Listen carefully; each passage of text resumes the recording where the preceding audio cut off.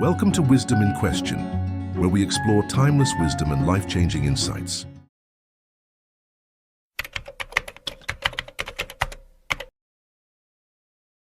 Imagine for a moment that you are free, truly free. Free from the weight of past regrets, free from the opinions of others, free from the fear of failure, free from the invisible chains that hold you back, the expectations of society, the fear of rejection, the nagging voice in your head that whispers, "What if you fail?" What would your life look like? Would you finally pursue that dream you've been shelving for decades? Would you speak your mind without hesitation, without second-guessing whether your words would be accepted? Would you wake up each morning feeling lighter, unburdened by the pressures that once dictated your every move? Now, what if I told you that the only thing standing between you and this freedom is yourself? Sounds ridiculous, right? But that's precisely what The Courage to be Disliked by Ichiro Kishimi and Fumitake Koga argues. And today, we're going to break down why this philosophy is not just revolutionary, it's liberating. It is not merely a set of ideas, but a call to action, a challenge to step beyond the boundaries of fear and embrace a life where your happiness is no longer held hostage by others. This is not just about being disliked, it's about reclaiming your power, embracing the courage to be truly yourself and finally breaking free from everything that has kept you small. Most people believe that their past controls them. I had a tough childhood. My parents didn't support me. I wasn't given the right opportunities. Sound familiar? But here's where Adlerian psychology, the foundation of this book, flips everything on its head. Your past does not define your present, only your choices do. Think about it. Two people experience the same trauma. One crumbles, the other rises. Why? Because events don't dictate outcomes. Our interpretation and response to them do. The idea that you are shackled to your past is just a story you tell yourself. And if you're the storyteller, guess what? You can change the narrative. Now, I know what you're thinking, but my pain is real. Of course it is, no one is denying that. But here's the hard truth. Are you using it as an explanation or an excuse? The moment you realize you can rewrite your story, you regain power. And power, my friends, is freedom. Let's do a quick reality check. When was the last time you made a decision based on what others might think? Yesterday? An hour ago? Maybe even 5 minutes before clicking on this speech? We are wired to seek approval, yet this very need keeps us enslaved. According to Adler, the moment you act for someone else's validation, you surrender control over your life. Think about it. No matter what you do, someone will always disapprove. You wear red, someone prefers blue. You speak your mind, someone gets offended. You stay silent and now you're too passive. It's a no-win game, the only way out. Stop playing. Steve Jobs, the co-founder of Apple, is a perfect example of someone who rejected the trap of seeking approval. Early in his career, he was fired from his own company because his ideas were considered too radical. Instead of seeking validation or conforming to what others expected, he trusted his vision. He famously said, "Your time is limited, so don't waste it living someone else's life." Don't be trapped by dogma, which is living with the results of other people's thinking. Jobs returned to Apple years later and transformed it into one of the most successful companies in history. His story proves that when you stop worrying about approval and start following your own path, you unlock your true potential. And before you protest, "But I don't want to be disliked," let me ask you this. What's worse? Being disliked for being authentic or being loved for wearing a mask? Because the people who truly matter will accept you as you are, and the rest, well, they were never yours to begin with. Have you ever noticed that your biggest struggles often involve other people? Your boss is impossible, your spouse doesn't understand you, your neighbor is just too much.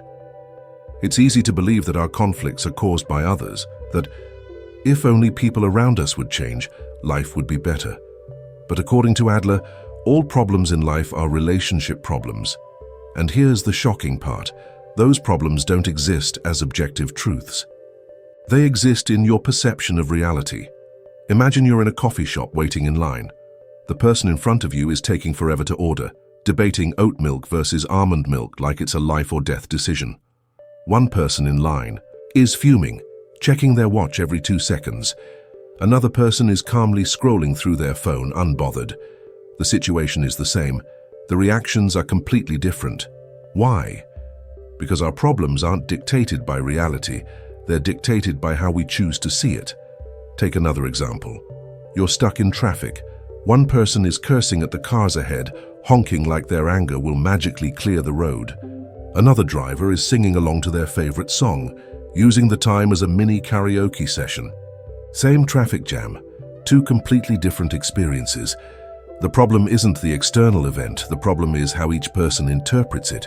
This realization is enormous because it means you don't have to wait for external circumstances or other people to change in order to be happy.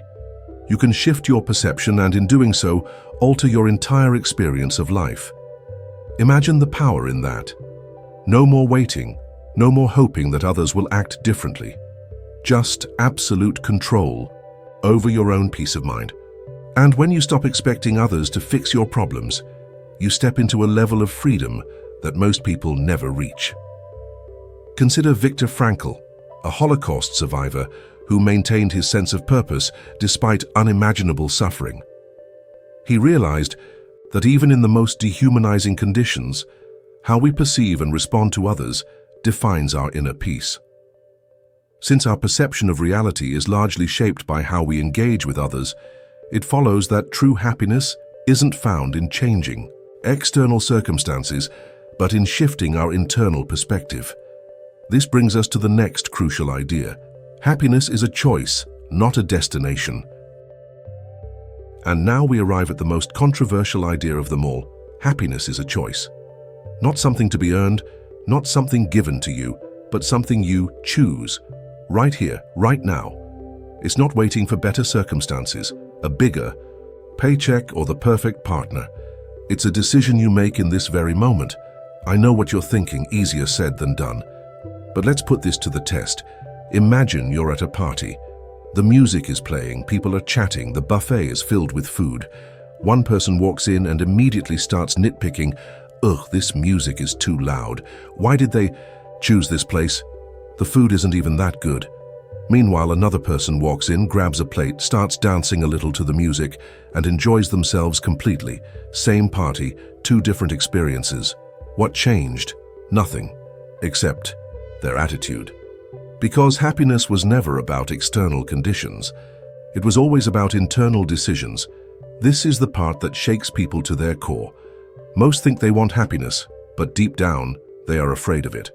Why? Because happiness means responsibility.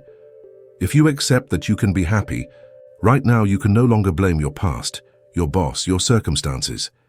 You can't point to your childhood, your lack of opportunities, or the betrayals you've suffered and say, "That's why I'm unhappy." Instead, you have to take full responsibility for your own joy.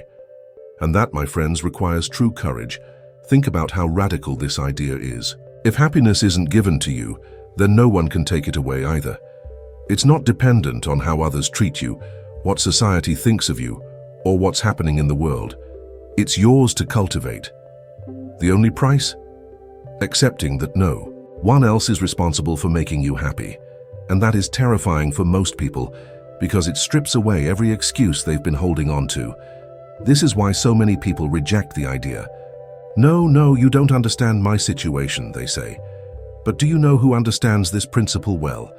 The people who have the least, the ones who live in small villages, with barely any possessions, yet radiate joy. Meanwhile, those with wealth, luxury, and endless entertainment often feel empty inside. Why? Because external circumstances were never the key to happiness. It was always about perspective. Take Nelson Mandela, who, despite spending 27 years in prison, chose forgiveness over resentment. He didn't wait for the world to change. He took control of his happiness by reshaping his perception of life and others. And if you have the courage to embrace this idea, you gain something even more valuable than happiness. You gain freedom. The freedom to live without waiting, to find peace without approval, and to love life without conditions. And that, my friends, is the greatest form of power there is. Here's a mind-blowing truth. Most of what stresses you out isn't even your business. Think about how much time we spend worrying about other people, what they think of us, whether they approve, whether they're happy with our decisions. But Adler introduces the concept of separating tasks, understanding what is yours to control and what belongs to others. And here's the kicker. You are not responsible for how others feel about you. That's their task, not yours. Let's put this in perspective. Imagine you decide to take a new career path, one that truly excites you. The moment you share your decision, people start reacting. Some support you, some question you, some outright discourage you. Here's where separation of tasks comes in. Your decision, your task. Their reaction, their task. You are not obligated to carry their fears, doubts, or expectations. The moment you stop carrying the weight of other people's judgments, you become lighter, freer, and ironically more respected. Now, this doesn't mean you stop caring about people. It simply means you stop trying to control what you can't. How many times have we twisted ourselves into knots trying to please everyone? And for what? Someone will always disapprove. So why not live your life on your own terms? The courage to separate your tasks from others is the courage to reclaim your freedom. We are taught to compete, to prove our worth, to measure ourselves against others as if life were a never-ending contest. But real self-worth doesn't come from outdoing others. It comes from contributing to the world. Imagine two people running a race, one focused solely on outrunning the other focused on improving their own speed and enjoying the run. Who do you think will feel more fulfilled at the finish line? Instead of asking, "Am I better than them?" ask, "How can I help?" Because true success isn't about crushing others beneath you. It's about lifting others up alongside you. The moment you shift from a mindset of competition to contribution, you free yourself from insecurity and step into purpose. And here's the irony. Those who contribute the most are often the ones who end up the most successful, not because they sought to win, but because they sought to give.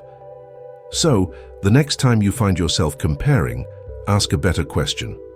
How can I add value? That shift alone can change the way you approach everything in life, from your work to your relationships to your sense of self. So many people are living in the past or worried about the future that they miss the only thing that truly exists, this moment.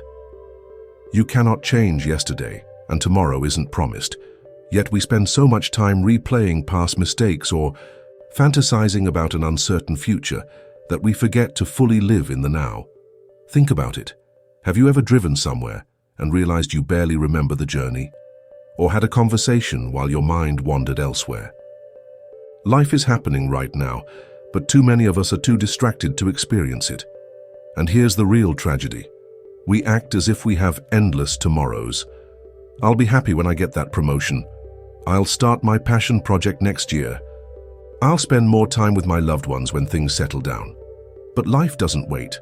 The only time you truly own is this moment. So, ask yourself, if this moment is all you have, how will you use it? Will you keep waiting for a future that may never come, or will you embrace the now and make it count? Many people believe that someone else, a mentor, a partner, a savior, will come and change their lives. They wait for the perfect teacher, the ideal circumstance, or some miraculous intervention to lift them out of their struggles. But Adler's philosophy is clear. No one is coming to save you. You have to save yourself. The moment you realize that you are your own best chance at transformation, you become unstoppable. Think about it. How many times have you put off a goal or a dream, waiting for the right time or the right opportunity? How many times have you told yourself that things will get better when someone else steps in to guide you? But here's the raw truth. The only person who will consistently be there for you, who will always have a vested interest in your success, is you. Take a look at history. Some of the most successful and fulfilled people weren't handed their success on a silver platter. They didn't wait for a mentor or a guardian angel to come along. They took responsibility for their own growth. Oprah Winfrey didn't wait for someone to hand her a talk show. She created her own path. Elon Musk didn't sit around hoping someone would build rockets. He built them himself. This isn't to say that mentors, guidance, and support don't matter. Of course they do. But they are bonuses, not necessities. The most powerful shift you can make is to stop waiting and start acting. Instead of asking, who will help me, and ask, what can I do right now to help myself? Because when you take control of your own fate, you don't just become independent, you become unstoppable. Detachment doesn't mean not caring, it means not clinging. When you detach from outcomes, from people's opinions, from the need for control, you become free. You stop reacting and start choosing how to live. Imagine holding a handful of sand. Gripping it too tightly makes it slip through your fingers, but holding it gently allows it to remain. That's detachment. Think about how often we let our happiness hinge on external outcomes. I'll be happy if I get that promotion. I'll feel at peace if they finally apologize. I'll be okay once I have financial security. But what happens when those things don't come? Are you doomed to suffer forever? True freedom is realizing that your well-being is not at the mercy of external events. It is within your control. Picture a surfer riding the waves. They don't control the ocean. They adapt, adjusting to each wave as it comes. If they fought against the tide, they'd be tossed around. But by surrendering to the flow while maintaining their own balance, they ride effortlessly. Life is the same. The more you try to control everything, the more you struggle. But when you release the need for certainty and outcomes, you find ease, peace, and resilience, and here's the kicker. Detachment actually makes you more effective. When you stop being desperate for validation, people respect you more. When you let go of the obsession with winning, you perform better. When you stop fearing loss, you become more present and engaged. Detachment isn't indifference, it's empowerment. It's living fully while understanding that nothing external truly owns you. And that, my friends, is the ultimate form of freedom. So what will you do with this knowledge? Will you cling to the belief that your past defines you? Will you continue seeking approval from people who don't live your life? Will you let your problems control you? Or will you rewrite your story? Because here's the truth. The door to freedom has always been open. The question is, do you have the courage to walk through it? Or will you stand at the threshold, weighed down by old fears and limiting beliefs, hesitating to take the first step? Most people wait for permission to change. They wait for the perfect moment, the right circumstances, a sign from the universe. But that's the greatest illusion of all. There is no perfect moment. There is only now. Right here, right now, you have everything you need to reclaim your freedom. The only thing missing is the decision to do so. So ask yourself, are you ready to let go of the burdens you were never meant to carry? Are you willing to step outside the comfort of old habits and embrace the unknown? Are you brave enough to live a life where you no longer seek approval, no longer fear disapproval, and no longer allow anything outside of you to dictate your happiness? Because that is where true courage lies, not in fighting the world, but in liberating yourself from the invisible chains you've unknowingly accepted. The moment you realize that your life has always been yours to shape, the moment you truly embrace that freedom, you won't just walk through the door. You'll break. Fight down and never look back. The question is, will you take the first step today? Every question holds the key to wisdom. Timeless wisdom, life-changing insights. If today's insights resonated with you, don't forget to like, share, and subscribe. Share your thoughts in the comments. We'd love to hear your perspective. Until next time, stay curious, stay wise,